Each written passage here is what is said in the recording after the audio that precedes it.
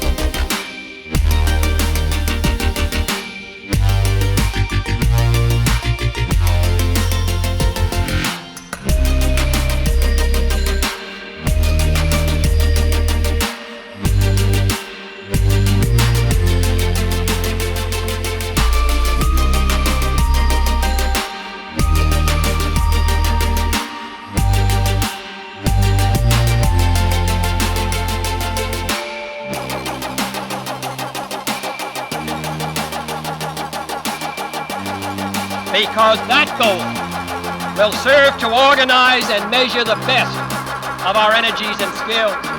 Because that challenge is one that we're willing to accept, one we are unwilling to postpone, and one we intend to win.